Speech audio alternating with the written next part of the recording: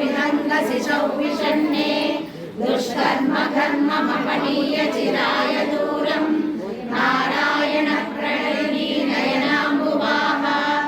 इष्टाविशिष्टमतयोऽपि दयादयाः दृष्टास्तिविष्टपदं सुलभं भजन्ते दृष्टिप्रहृष्टकमलोदरदीप्तिरिष्टां पुष्टिं कृषिष्ट मम पुष्करविष्टराय गीतेवतेति गरुडध्वज सुन्दरीति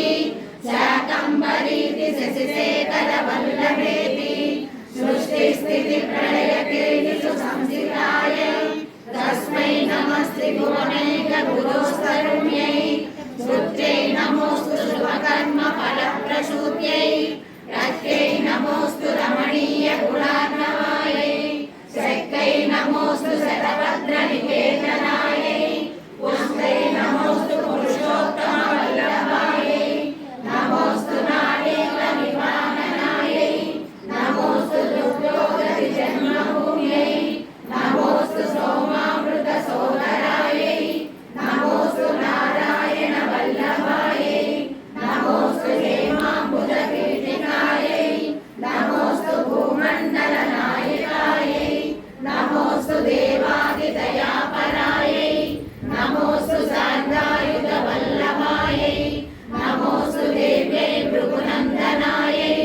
नमोऽस्तु विष्णोरुरसिस्थितायै नमोऽस्तु लक्ष्मै कमलालयायै